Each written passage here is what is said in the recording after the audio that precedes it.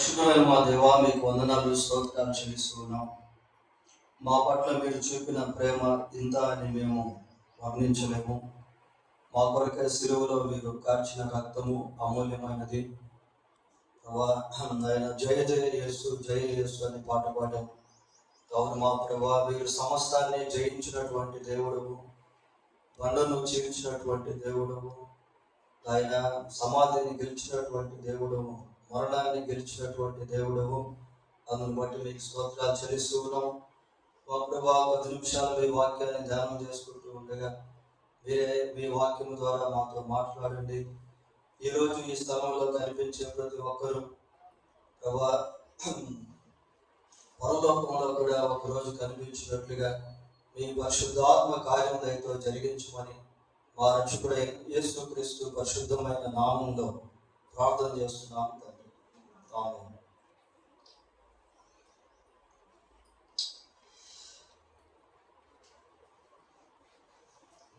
ఈరోజు ప్రపంచవ్యాప్తంగా దాదాపుగా అనేక ప్రాంతాల్లో ఈస్టర్ ఫెస్టివల్ సెలబ్రేషన్ అనేది ప్రజలు జరిపించుకుంటూ ఉన్నారు. ఈస్టర్ అంటే యేసుక్రీస్తు పునరుద్ధాన పండుగ అని అర్థం. It is super natural event. ఇది ప్రకృతికి అతీతమైనటువంటి సంఘటన. యేసుక్రీస్తు యొక్క జీవితాన్ని మనం ఆలోచన చేసినప్పుడు ప్రభు యొక్క జీవితము ప్రకృతికి అతీతముగా ఉన్నట్టు చూస్తాం. ఆయన జన్మ, ఆయన జీవన విధానము, ఆయన నోటి మాటలు, ఆయన మరణము, ఇవన్నీ కూడా ప్రకృతికి అతీతమైనటువంటివి. ప్రభు నీటి పైన నడుచుట అనేది it is beyond the nature. ఇంకా అనేకమైనటువంటివి అలాగే మనం బైబిల్లో చూస్తాం ఇలా.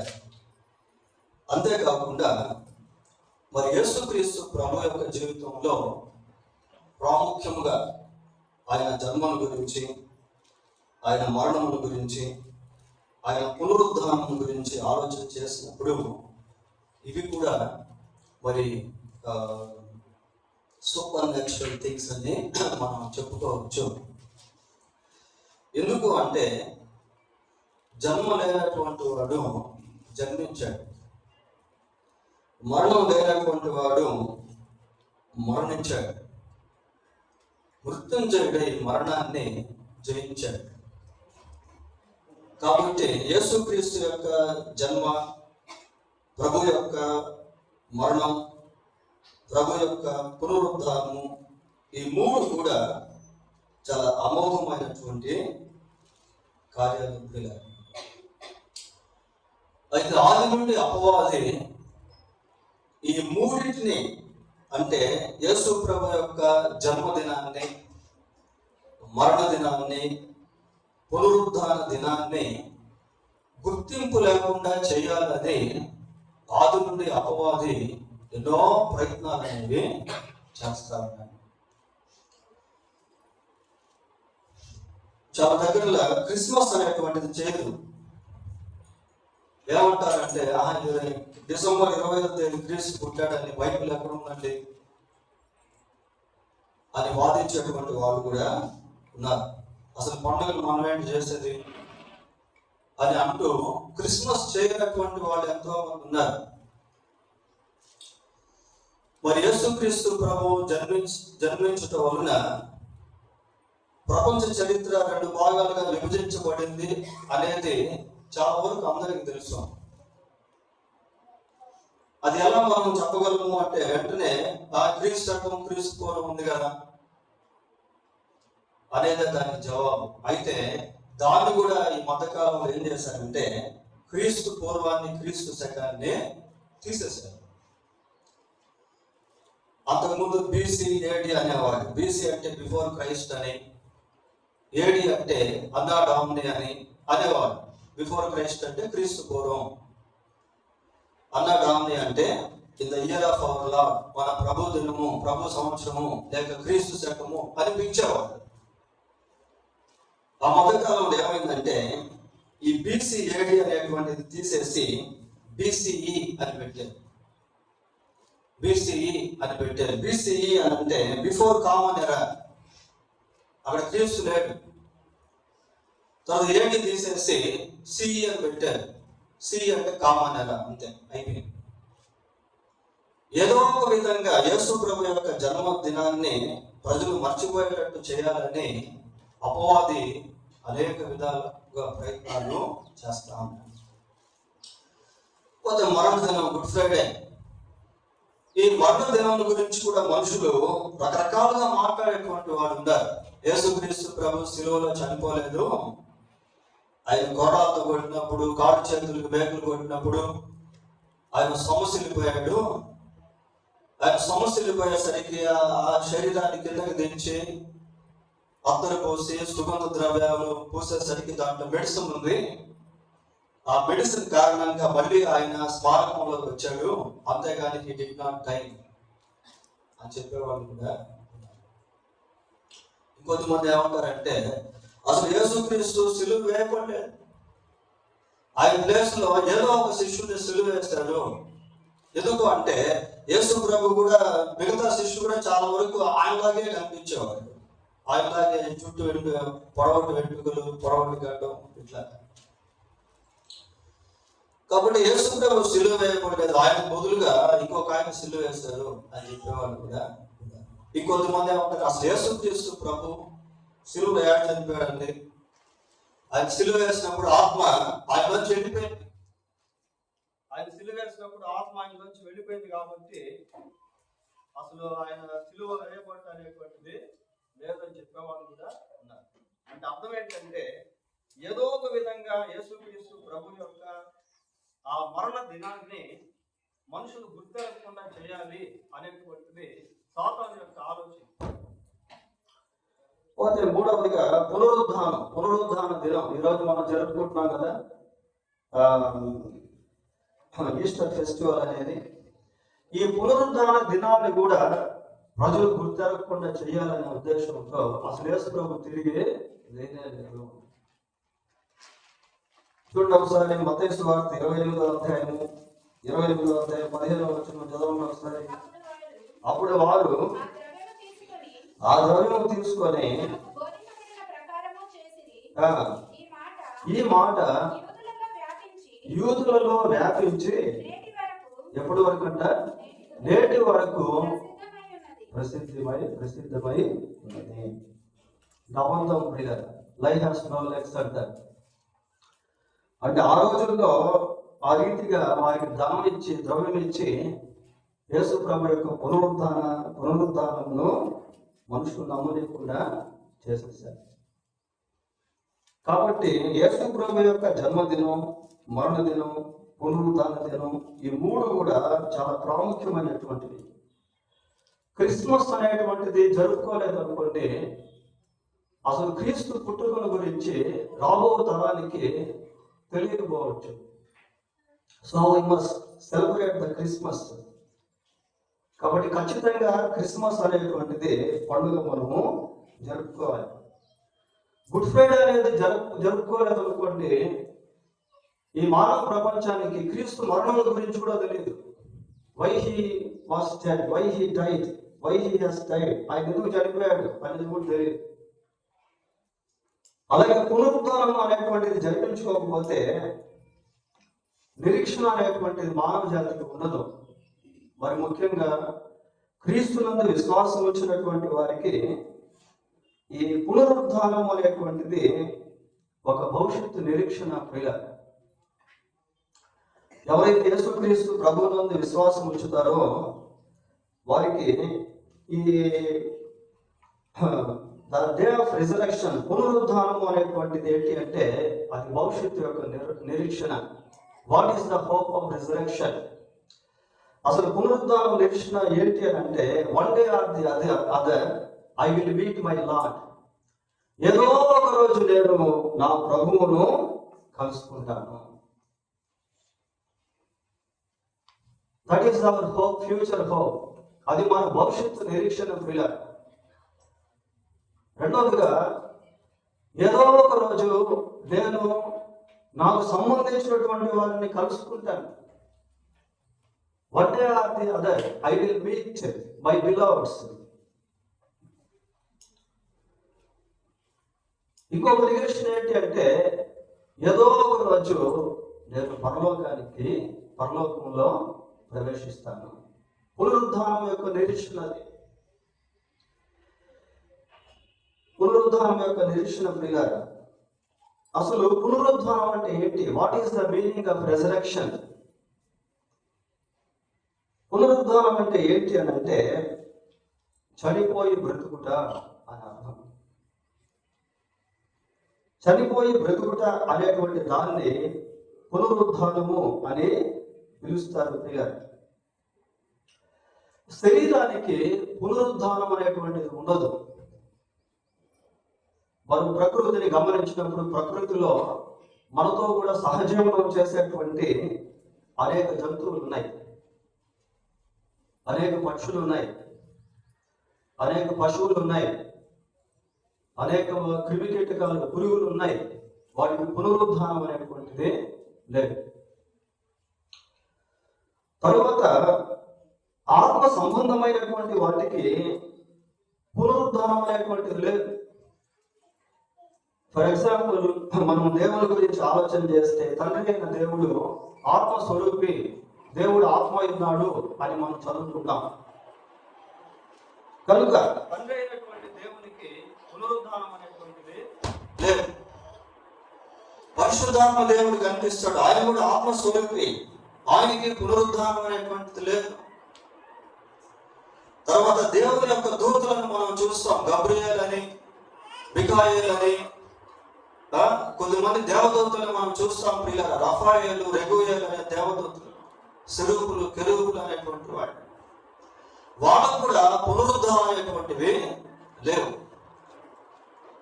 తర్వాత సాతాను గురించి మనం ఆలోచన చేస్తే, సైతాను కూడా he is also spirit being, ఆత్మస్వరూపి సైతాను. సైతాను కూడా పునరుద్ధానం అనేది లేదు. తర్వాత ఫాలెన్ ఏంజల్స్ అంటే పడిపోయినటువంటి దేవదూతలు, వారికి కూడా పునరుద్ధానం అనేటువంటిది లేదు. మరి ఎవరికి పునరుద్ధానం అంటే, ఎవరైతే ఆత్మ ప్లస్ శరీరం కలిగి ఉంటారో వారికే పునరుద్ధానం ప్రియులారా. ఎవరైతే ఆత్మ శరీరం ఈ రెండు కలిగి ఉంటారో వాళ్ళకు మాత్రమే పునరుద్ధానం అనేటువంటిది వర్తిస్తుంది. అలా కలిగి ఉన్నటువంటి వారు ఎవరు అంటే, దీంట్లో రెండు కేటగిరీస్ ఉంటాయి. ఒకటి ప్రభు అయిన యేసుక్రీస్తు వారు. ఆయన ఆత్మ శరీరం రెండు కూడా కలిగి ఉన్నాడు. బైబిల్లో మనం చూస్తాం ఏంటి అంటే, ఆ వాక్యమే శరీరధారి అయి. కాబట్టి యేసుక్రీస్తు ప్రభువుకి పునరుద్ధానం అనేది ఉంది. సెకండ్ రెండవ వర్గంలో మానవులు అంటే మనకు కూడా శరీరము ఆత్మ అనేటువంటిది ఉంది. కాబట్టి మనకు కూడా పునరుద్ధానం అనేది ఉంది ప్రియులారా. మనకు కూడా పునరుద్ధానం అనేటువంటిది ఉంది. సరే, పునరుద్ధానములో 3 భాగాలు అనేటువంటివి ఉన్నాయి. పునరుద్ధానంలో లేక 3 పునరుద్ధానములు అనేటువంటివి ఉన్నాయి పిల్లలు. ఏంటవి అంటే, మొదటిది క్రీస్తు పునరుద్ధానము. రెండవది క్రీస్తును నమ్మినటువంటి వారి పునరుద్ధానము.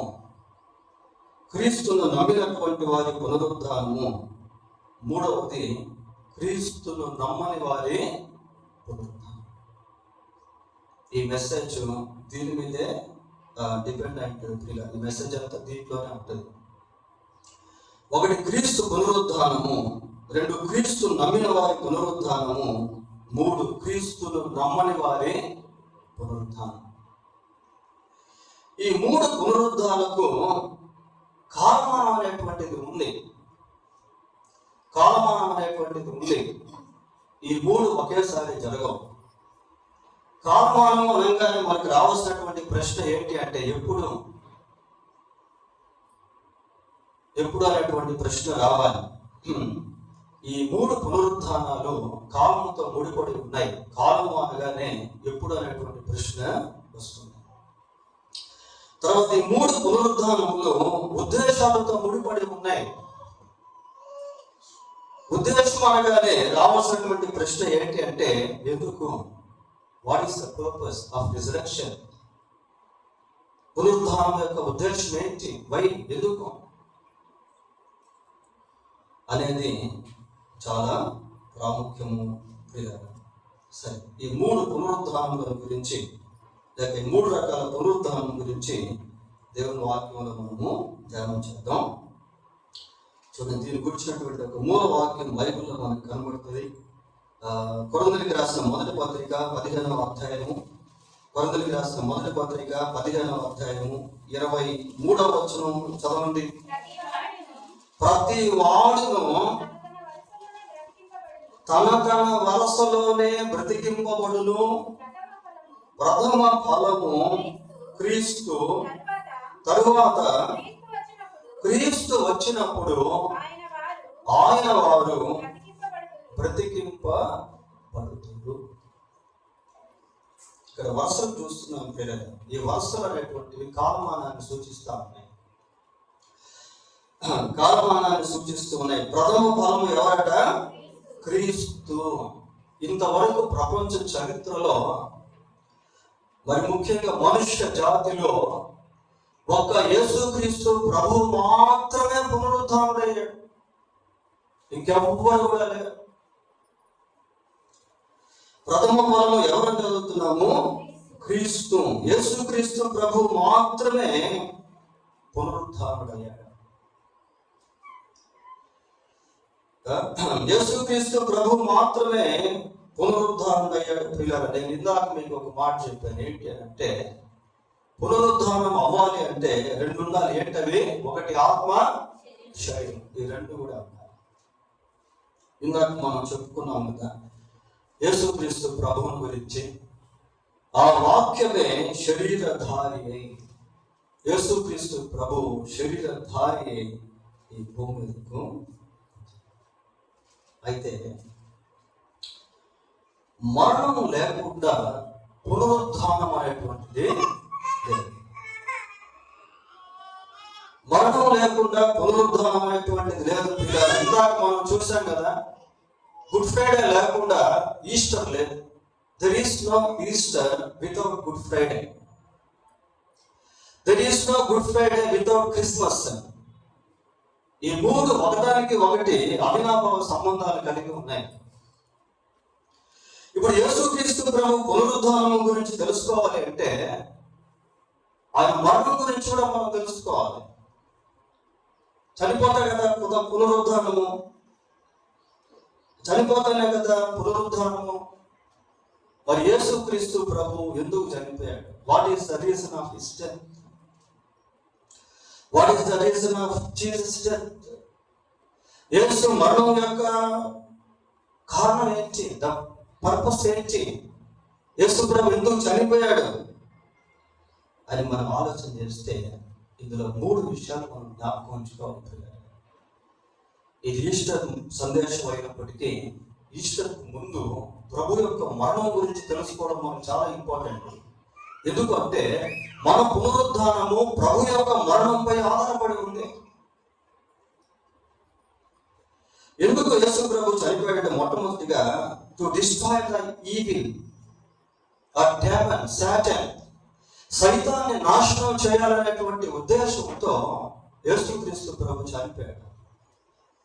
చూడండి, హెబ్రీయులకు రాసిన పత్రిక 2వ అధ్యాయము, హెబ్రీ పత్రిక 2వ అధ్యాయము 14వ వచనం.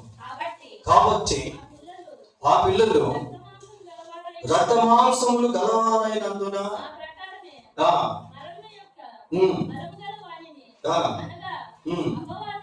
అపవాదిని మరణము ద్వారా నశింపచేయుటకును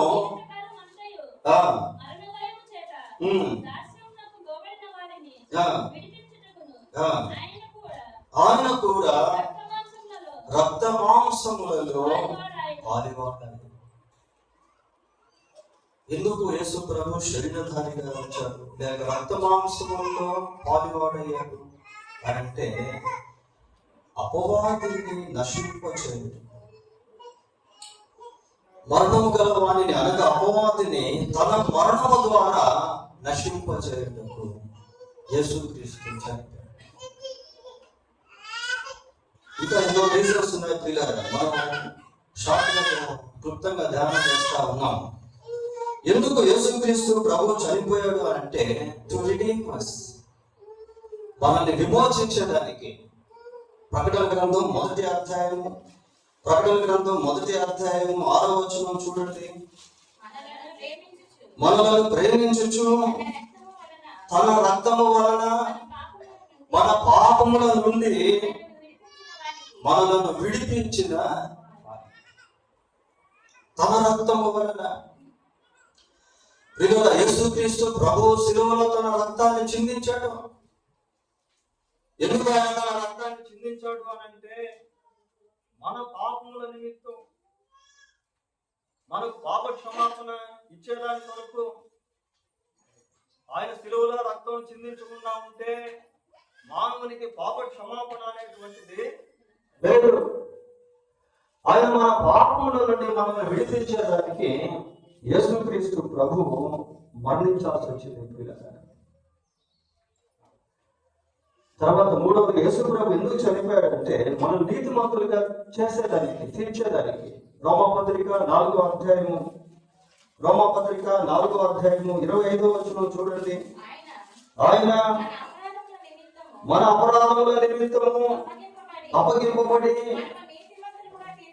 మనము నీతిమంతులుగా తీర్చబడుటకు లేపబడేము.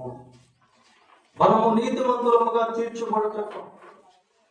పిల్లరా, ఈ ఉద్దేశాలు లేక దేవుని యొక్క సంకల్పము, ఆయన పునరుద్ధానం వెనక ఏముందో అనేది మనకు అర్థం కాకపోతే ఈ పండుగ జరిపించుకోవడం వేస్ట్.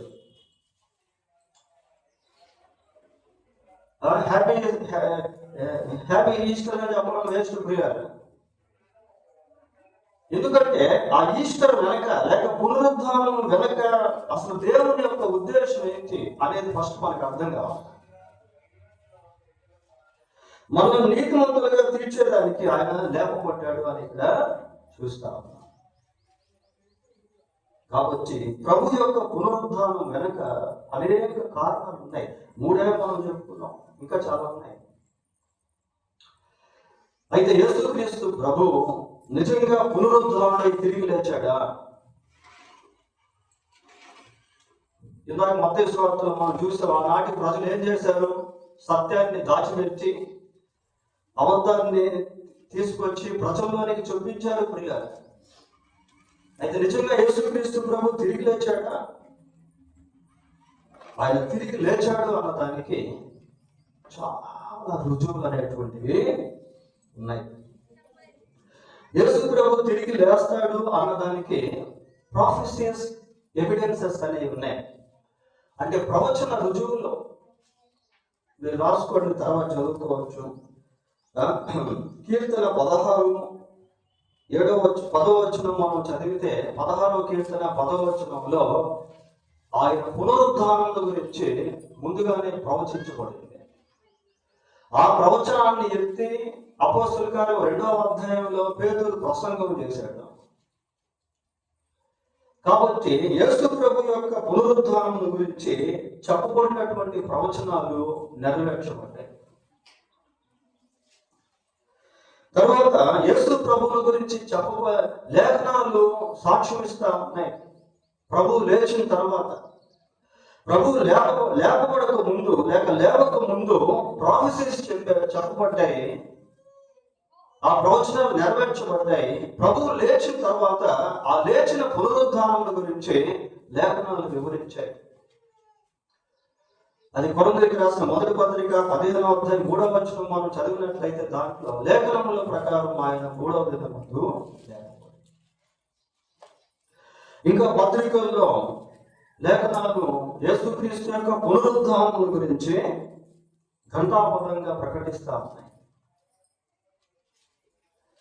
ఇంకా ప్రభు యొక్క పునరుద్ధానానికి రుజువులు ఏంటి అని అంటే దేవదూతుల సాక్ష్యం. ఉదయకాలపు ఆరాధనలో మనం ధ్యానం చేశాం కదా, దేవదూతులు ఇచ్చినటువంటి సాక్ష్యం. లూకా సువార్త 24:5-6 దేవదూతులు అంటున్నారు, ఆయన ఇక్కడ లేడు, ఆయన చెప్పినట్టుగానే లేచి ఉన్నాడు. సజీవుడైన వాడిని మీరు మృతుల్లో ఎందుకు వెతుకుతా ఉన్నారు?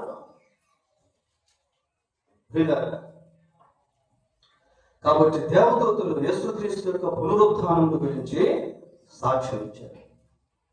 ఇంకా ఆయన పునరుద్ధానం గురించి సాక్ష్యం ఇచ్చినటువంటి థింగ్స్, వస్తువులు, ఆబ్జెక్ట్స్ ఏంటి అంటే తెరవబడినటువంటి సమాధి. ఇప్పటికీ యెరూషలేములో ఆ సమాధి తెరవబడిన సమాధిగానే ఉంది. లోకంలో అన్ని సమాధులు మూయబడి ఉన్నాయి, కానీ యేసు ప్రభు యొక్క సమాధి మాత్రం తెరవబడింది. ఆయన పునరుద్ధారుడు అయ్యాడన్న దానికి ఆ రోజు రుజువు ఏంటి అంటే ఆయనకు చుట్టినటువంటి వస్త్రాలు, రుమాలు అవి అక్కడే పెట్టబడి.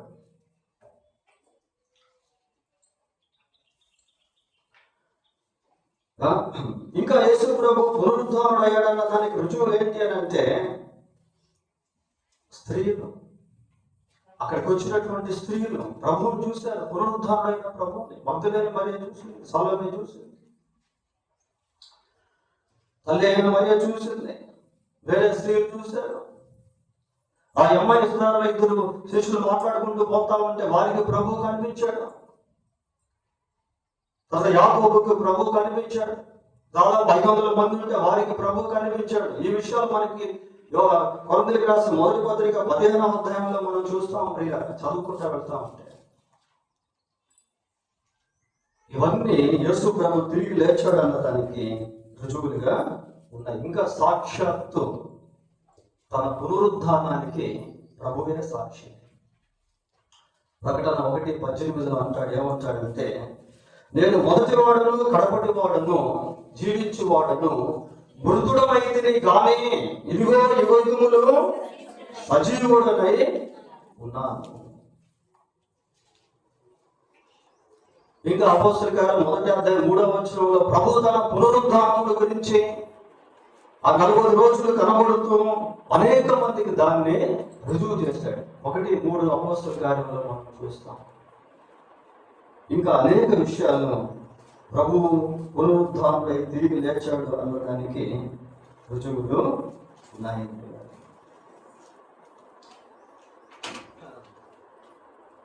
పోతే ఇందాక నేను 3 పునరుద్ధానాలు ఉన్నాయని చెప్పాను. మొదటి పునరుద్ధానంలో ప్రభు అయిన యేసుక్రీస్తుని గురించి మనము చెప్పుకున్నాం. రెండవ పునరుద్ధానం ఎవరికి? క్రీస్తును నమ్మినటువంటి వారికి. వీళ్ళు యేసుక్రీస్తు ప్రభు ఎలాగైతే తిరిగి లేచాడో ఒకరోజు మనం కూడా తిరిగి లేస్తాం. క్రీస్తును నమ్మినటువంటి వారికి పునరుద్ధానం అనేటువంటిది ఉంది. అది ఎప్పుడు జరుగుతుంది అంటే ప్రభు ఆకాశ మండలానికి వచ్చినప్పుడు ఈ పునరుద్ధానం అనేది ఉంటుంది. ఈ పునరుద్ధానంలో కూడా 2 కేటగిరీస్ ఉంటాయి. దాన్ని చూద్దాం. దశలోనికి రాసిన మొదటి పత్రిక 4వ అధ్యాయము. దశలోనికి రాసిన మొదటి పత్రిక 4వ అధ్యాయము 16వ వచనం ఒకసారి చదవండి. ఆర్భాటముతోనూ ప్రధాన దూత శబ్దముతోనూ దేవుని బోరతోనూ పరలోకము నుండి ప్రభువు దిగి వచ్చును. క్రీస్తునందుండి మృతులైన వారు మొదట లేతురు. ఇది పునరుద్ధానం. ఎవరట లేసేది? ఆ మృతులైనటువంటి వారు. పునరుద్ధానం అంటే అర్థం ఏంటంటే చనిపోయి బ్రతుకుట అని అర్థం. వీళ్ళంతా చనిపోయారు, ఇప్పుడు తిరిగి లేస్తాం. యేసుక్రీస్తు ప్రభువు ఎప్పుడైతే ఆకాశ మండలానికి వస్తాడో అప్పుడు సమాధులు తెరవబడి మృతులైనటువంటి వీళ్ళంతా కూడా తిరిగి లేస్తారు. వీళ్ళకి పునరుద్ధాన శరీరాలు అనేటువంటివి అప్పుడు ఇవ్వబడతాయి. ఇందాక చెప్పాను కదా 3 రకాల నిరీక్షణల గురించి. ఒకటి, ఒకరోజు నేను నా ప్రభువును ఎదుర్కొంటాను. 2, ఒకరోజు నేను నాకు సంబంధించినటువంటి వారిని చూస్తాను. ఒకరోజు నేను పరలోకంలోనికి ప్రవేశిస్తాను. ప్రియులారా, యేసుక్రీస్తు ప్రభు ఆకాశ మండలానికి వచ్చినప్పుడు ఆయన యందు ఉండి అప్పటి వరకు ఎవరైతే చనిపోయి ఉంటారో వాళ్ళంతా కూడా తిరిగి లేస్తారు. అక్కడ ఒక మాట మనం గుర్తుపెట్టుకోవాలి, ఏంటంటే వీళ్ళు చనిపోయేటువంటి సమయంలో క్రీస్తు నందు ఉండి చనిపోయారు. క్రీస్తు లేకుండా చనిపోలేదు ప్రియులారా. క్రీస్తు నందు ఉండి చనిపోయారు అని అంటే క్రీస్తు నందు విశ్వాసం ఉంచి క్రీస్తు రక్తములో కడగబడి క్రీస్తు ద్వారా పాప క్షమాపణ పొంది చనిపోయినటువంటి వాళ్ళు. మారు మనసు పొంది, ఇదిగో యేసుక్రీస్తు ప్రభు నా పాపముల కొరకు సిలువలో మరణించాడు, ఆయన సమాధి చేయబడి 3వ రోజు తిరిగి లేచాడు, ఆయన ద్వారానే నాకు పాప క్షమాపణ, ఆయన ద్వారానే నేను ఆ నరకమును తప్పించుకుంటాను, ఆయన ద్వారానే నాకు నిత్య జీవము అని విశ్వసించి మరణించినటువంటి వాళ్ళు ప్రభు ఆకాశ మండలానికి వచ్చినప్పుడు తిరిగి లేస్తారు. దాంట్లోనే ఇంకొక వర్గం కనిపిస్తున్నారు మనకి. ఆ మీదట సజీవులై నిలిచియుండు మనము వారితో కూడా ఏకముగా ప్రభువుని ఎదుర్కొనుటకు ఆకాశ మండలమునకు మేఘముల మీద కొనిపోవాలి. ఇక్కడ మాత్రం కొంచెం ఆలోచన చేయాలి. నేను ఈ మెసేజ్ ప్రిపేర్ చేస్తా ఉన్నప్పుడు నా మటుకు నాకు చాలా సంతోషం అనిపించింది. It is a mysterical thing. ఏంటి అంటే ఇక్కడ నేను ఇందాక ఒక మాట చెప్పాను, పునరుత్థానం ఎవరికి అంటే చనిపోయినటువంటి వారికి, ఆత్మ శరీరం కలిగినటువంటి వారికి. ఇక్కడ ఆత్మ శరీరం కలిగినటువంటి వారు చనిపోకపోయినా వీళ్ళు వెళ్తున్నారు. దీన్ని పునరుద్ధానం అని మనం చెప్పలేము, కానీ అక్కడ ఏమని చూస్తామంటే కొనిపోబడుదురు అనుంది కదా. ఆ కొనిపోబడుదురు అనేటువంటిది లాటిన్ లాంగ్వేజ్ లో ర్యాప్చర్ అంటారు. ఎత్తబడుట, మరణం చూడకుండానే వెళ్ళిపోవడం. నిజంగా దేవుడు ఎంత గొప్పవాడు. పిల్లల ఈ విషయాలు అన్ని కూడా మనకు ముందుగానే ప్రభు బయలుపరుస్తా ఉన్నాడు. We are very blessed. మనం ఎంతో ధన్యులం. కాబట్టి ఇక్కడ ఒక పునరుద్ధానం అనేటువంటిది మనం చూస్తా ఉన్నాం. యేసుక్రీస్తు నందు విశ్వాసం ఉంచి మరణించినటువంటి వారు ఒకరోజు తిరిగి లేస్తారు. ఇంకా ఎన్నో లేఖనాలు సపోర్టివ్ స్క్రిప్చర్స్ ఎన్నో ఉన్నాయి, కానీ అవన్నీ మనం చెప్పుకోవట్లేదు. బైబిల్లో ఒక మాట ఏమంటుందంటే మనుషులు ఒకసారి మృతి పొందవలను, అటు తరువాత తీర్పు. So there is a life after death. కాబట్టి మరణం తర్వాత జీవితం అనేది ఉంది. సరే, మొదటిగా యేసుక్రీస్తు ప్రభు పునరుద్ధానాన్ని మనం చూసాం. రెండవదిగా క్రీస్తునందు ఉండి మృతులైనటువంటి వారు తిరిగి లేశారు, అది రెండవది. దీంట్లోనే మూడవ భాగం మనం చూసాం. ఏంటి అంటే వీళ్ళు పునరుద్ధానం లేకుండానే, అంటే మరణం లేకుండానే వీళ్ళు కొనిపోబడతారు. నాలుగో పునరుద్ధానానికి వద్దాం. నాలుగో పునరుద్ధానం ఎప్పుడు జరుగుతుంది అంటే ప్రకటన గ్రంథం 20వ అధ్యాయము. ప్రకటన గ్రంథం 20వ అధ్యాయము 4-5 వచనాలు ఒకసారి చూడండి. అంతటా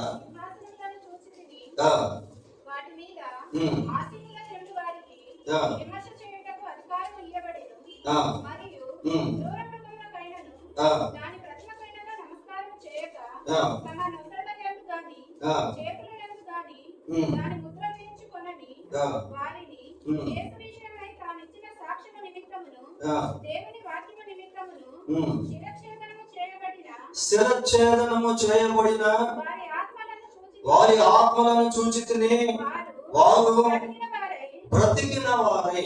అంటే శిరఛేదనం చేయబడి చనిపోయారు, చనిపోయి ఇప్పుడు మళ్ళీ బ్రతుకుతా ఉన్నారు. దాన్ని పునరుద్ధానం అంటారు. బ్రతికిన వారై 1000 సంవత్సరములు క్రీస్తుతో కూడా రాజ్యము చేసింది. వీళ్ళు ఎవరంటే శ్రమల కాలపు పరిశుద్ధులు. దీంట్లో 2 కేటగిరీస్ ఉంటారు ప్రియులారా. ఒకటి శ్రమల కాలపు పరిశుద్ధులు, అదే సమయంలో పాత నిబంధన పరిశుద్ధులు కూడా ఉంటారు. పాత నిబంధన పరిశుద్ధులు కూడా పునరుద్ధానంలోకి వస్తారు. శ్రమల కాలపు పరిశుద్ధులు అంటే ప్రభు మధ్యాకాశానికి ఆకాశ మండలానికి వచ్చినప్పుడు సంఘం ఎత్తపడింది. ఇక్కడ చాలా మంది మిగిలిపోయారు, విడవపడ్డారు. ఈ విడవపడినటువంటి వాళ్ళల్లో కూడా ఆ శ్రమల కాలంలో, మహాశ్రమల కాలంలో యేసుక్రీస్తు ప్రభువును అంగీకరిస్తారు ఎంతో మంది. ఈ దృశ్యం మనకి ప్రకటన గ్రంథం 7వ అధ్యాయంలో కనిపిస్తుంది. ఆయా జాతుల ప్రజలు, ఆయా భాషల ప్రజలు చాలా మంది యేసుక్రీస్తు ప్రభువును నమ్ముకొని ప్రభు రక్తంలో కడగబడతారు, ప్రభు కొరకు హతసాక్షులు అయిపోతారు.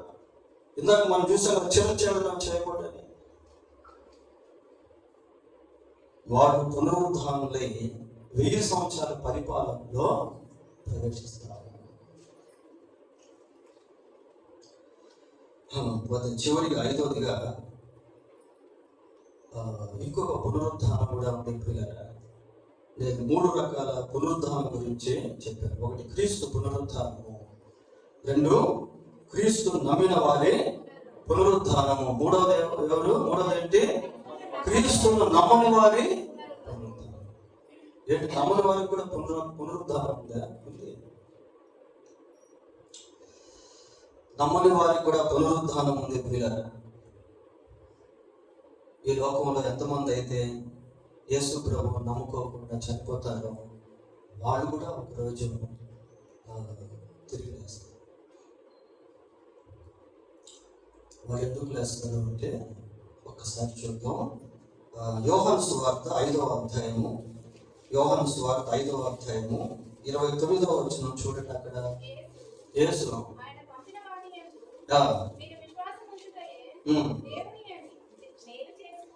మేలు చేసిన వారు జీవ పునరుద్ధానమునకును, కీడు చేసిన వారు తీర్పు పునరుద్ధానమునకును బయటకు వచ్చింది. క్రీస్తు నమ్ముకోకుండా చనిపోయినటువంటి వారు తీర్పు పునరుద్ధానం కొరకు బయటకు వస్తారు. ఈ దృశ్యం మనకు ప్రకటన గ్రంథం 20వ అధ్యాయము 12వ వచనం ఒకసారి చదువుదాం. మరియు గొప్పవారేమి కొద్దివారేమి మృతులైన వారందరూ ఆ సింహాసనం ఎదుట నిలువబడి ఉండుట. ఎవరు నిలబడ్డారట అక్కడ? మృతులు, చనిపోయినటువంటి వారు. చనిపోయినటువంటి వారు ఆ సింహాసనం దగ్గర నిలబడతా ఉన్నారు. దేనికి అంటే జడ్జిమెంట్ కోసం. ఇందాక చెప్పాను కదా మీకు, మనుషులు ఒకసారి మృతి పొందవాళ్ళు, అటు తర్వాత తీర్పు. క్రీస్తు ప్రభునందు ఉన్న వారికి తీర్పు లేదు. యోహాను సువార్తలో మనం చూస్తాం ఏంటి అని అంటే, ఆయన యందు విశ్వాసం ఉంచు వారికి తీర్పు తీర్చకూడదు. రోమా 8:1 క్రీస్తునందు ఉన్న వారికి ఏ శిక్షా విధియో లేదు. కాబట్టి ఈ సింహాసనం దగ్గరికి వచ్చిన వాళ్ళు ఎవరు అంటే వీళ్ళు క్రీస్తు ప్రభువును నమ్మనటువంటి వాళ్ళు. ఇలా ఇందాక మనం పునరుద్ధానం గురించి 3 విషయాలు చెప్పినప్పుడు, ఒకటి కాలానికి సంబంధించింది అని చెప్పాను, రెండోది ఉద్దేశానికి సంబంధించింది అని కూడా చెప్పాను. పునరుద్ధానం ఎందుకు అంటే యేసు ప్రభువు గురించి ఇందాక 3 విషయాలు మనం చూసాం. అలాగే మరి క్రీస్తునందు ఉండి చనిపోయారు కదా, వాళ్ళకి పునరుద్ధానం దేనికి అంటే, వాళ్ళకి ప్రభు పునరుద్ధానం దేనికి అంటే, చూడండి దశలోనికి రాసిన మొదటి పత్రిక 4వ అధ్యాయం 17వ వచనం చదువుతున్నాం. 4:17.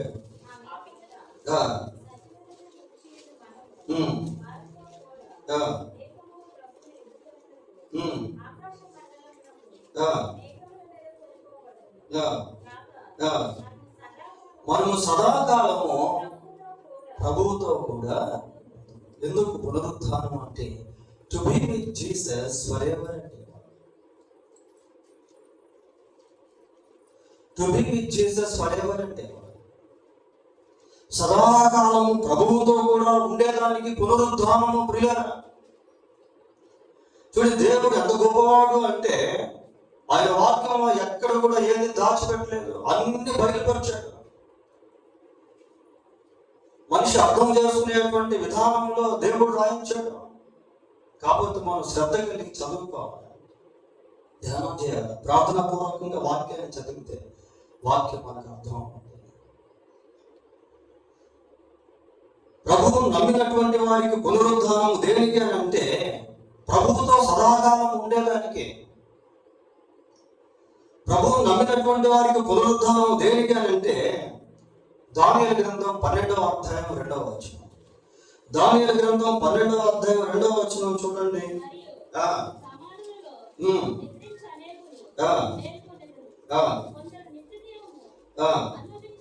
దేనికట? నిత్య జీవమును అనుభవించడానికి పునరుద్ధానం. యేసు ప్రభువునందు విశ్వాసం ఉంచినటువంటి వారికి పునరుద్ధానం దేనికి అంటే నిత్య జీవాన్ని అనుభవించేదానికి. అంటే ప్రభు యొక్క పునరుద్ధానంలో దాని వెనక ఉద్దేశాలు అనేవి ఉన్నాయి. మన పునరుద్ధానంలో కూడా ఉద్దేశాలు అనేవి. ప్రభువుతో సదాకాలం ఉండేదానికి, అలాగనే ప్రభువు ఇచ్చేటువంటి ఆ నిత్య జీవనాన్ని అనుభవించాలి. దేవుడు లోకమును ఎంతో ప్రేమించాడు కాగా తన అద్వితీయ కుమారుని విశ్వాసం నుంచి ప్రతి వాడు నశింపక నిత్య జీవం పొందడానికి ఆయనను, ఎవరైతే యేసుక్రీస్తునందు విశ్వాసం ఉంచి మరణిస్తారో వారు నిత్య జీవాన్ని అనుభవించడానికి తిరిగి వేస్తారు. పోతే చివరిగా మరి క్రీస్తు నమ్మని వారికి పునరుద్ధానం చూశాం కదా, మరి దాని వెనుక ఉన్న కారణం ఏంటి, దాని వెనుక ఉన్న ఉద్దేశం ఏంటి అని అంటే, అదే ప్రకటన గ్రంథం 20వ అధ్యాయం, అదే ప్రకటన గ్రంథం 20వ అధ్యాయము 14వ వచనం ఒకసారి చూడండి. మరణము మృతుల లోకమును అగ్నిగుండములో పడవేయబడు. ఈ అగ్నిగుండము రెండవ మరణం. దేవుని వాక్యం చాలా స్పష్టంగా మానవానికి అందించబడింది. దేవుడు ఎవరో అన్న సత్యము బయలుపరచబడింది. యేసుక్రీస్తు ఏం చేశాడు అన్న విషయం స్పష్టంగా తెలియపరచబడింది. క్రీస్తు నందు ఉండక లేక క్రీస్తు నమ్మకుండా చనిపోయినటువంటి వాడు కూడా తీర్పు సింహాసనం దగ్గరికి వచ్చారు. వాళ్ళకి జడ్జిమెంట్ జరిగింది. పిమ్మట వాళ్ళు ఎక్కడికి వెళ్ళిపోయారు? అగ్నిగుండంలోకి వెళ్ళిపోయారు. అగ్నిగుండంలోకి వెళ్ళిపోయారు ప్రియులారా. తిరిగి వారును, అవిశ్వాసులను, అసహ్యులను, నరహంతకులను, వ్యభిచారులను, దొంగలను, మాంత్రికులను, విగ్రహారాధికులను, అబద్ధములను ప్రేమించి జరిగించే వారందరూ అగ్ని గంధకములతో పాటు గుండముల పాలు పొందుతున్నారు.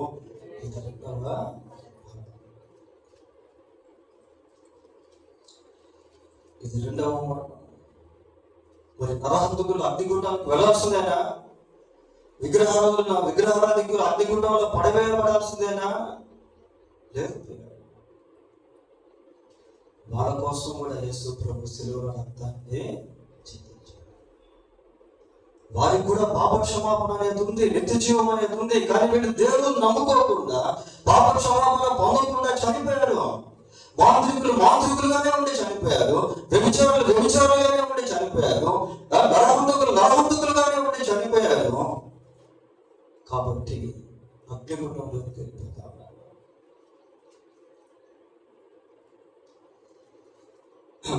ఈ పునరుద్ధానము వారు నిత్య శిక్షను అనుభవించడానికి ఇవ్వబడుతుంది. కనుక మరి ఈరోజు ప్రపంచవ్యాప్తంగా ఈస్టర్ సెలబ్రేషన్స్ అనేవి జరుగుతూ ఉన్నాయి. చాలా సంతోషం. ప్రభు యొక్క పునరుద్ధాన పండుగ చేసుకోవడం చాలా సంతోషం. కానీ ఆ పునరుద్ధానం వెనక ఉన్న దేవుని ఉద్దేశం ఏంటి అనేది తెలుసుకోవడం చాలా ముఖ్యం. అది తెలుసుకొని నిజంగా పండుగ జరిపిస్తే ఆ పండుగ మనకు ఆశీర్వాదకరంగా మారుతుంది. దేవుడు తన వాక్యాన్ని దీవించిందాక ప్రార్థన చేసుకుందాం. ఒక్క నిమిషం అందరూ ప్రార్థన చేసుకోండి. వాక్యాన్ని విన్నాం. ఒకవేళ మనలో ఇంకా ఎవరైనా యేసు ప్రభువుని నమ్ముకోకుండా ఉంటే దేవుడు నీతో మాట్లాడాడు.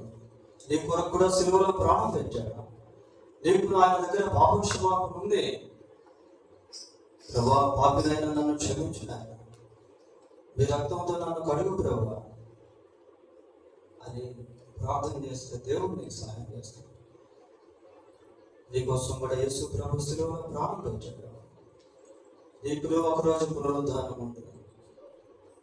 ప్రభువునందు విశ్వాసం వచ్చి మరణిస్తే ఎప్పుడు ప్రభుతో కూడా ఉంటాం. ఆయన ఇచ్చే నిత్య జీవాన్ని అనుభవిస్తాం. ప్రార్థన చేసుకుంటాం. పరిశుద్ధుడైన మా దేవా, మీకు వందనాలు, స్తోత్రాలు చెల్లిస్తున్నాం. మీరు ప్రేమించి మాకు ఇచ్చినటువంటి పునరుద్ధాన సందేశాన్ని బట్టి మీకు కృతజ్ఞతాస్తుతులు. ఆయన మీ జన్మ, మరణ, పునరుద్ధానముల వెనక మీకున్న గొప్ప ఉద్దేశాలను బట్టి మీకు స్తోత్రాలు చెల్లిస్తున్నాం. వీటిని పండుగగా ఆచరించడం కాదు, కానీ వీటి వెనక ఉన్నటువంటి సంకల్పం, వీటితో మాకున్నటువంటి సంబంధము మేము గుర్తెరిగి వీటిని జరుపుకునే వారంగా ఉండటం సహాయం చేయాలి. చెప్పబడిన మాటల్లో మీ మాటలకే ముద్ర వేసి నీరు కట్టి భరింపు దయచి ఈ స్థలంలో కూర్చున్న వారిలో ఇంకా ఎవరైతే మిమ్మల్ని రక్షకుడిగా అంగీకరించలేదో వారిలో మీ వైపు తిరిగి రక్షణ పొంది మీ బిడ్డలుగా మారుతూ కృప దయచేయాలి. లోకంలో ఇంకా మిమ్మల్ని ఎరుగక అనేకులు నశించిపోతున్నారు. అందరూ అంతటా మారు మనసు పొంది మీ బిడ్డలకు సహాయం చేయాలి. మీ జన్మకు, మరణానికి, పునరుద్ధానానికి అనేకమైన రుజువులు ఉన్నాయి. అందరిని బట్టి మీకు వందనాలు, స్తోత్రాలు చెల్లిస్తున్నాను. మా రక్షకుడైన యేసుక్రీస్తు పరిశుద్ధమైన నామంలో ప్రార్థన చేస్తున్నాము తండ్రి. ఆమేన్.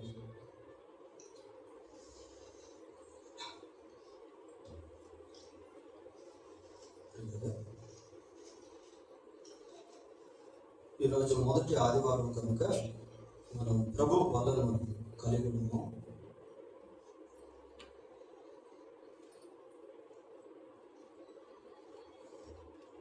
ప్రార్థన చేసుకుందాం. ప్రార్థనతో మరి బలలో పాల్గొనేటువంటి వారు అందరూ కూడా ప్రార్థన చేసుకోండి. ప్రార్థన చేసుకుందాం.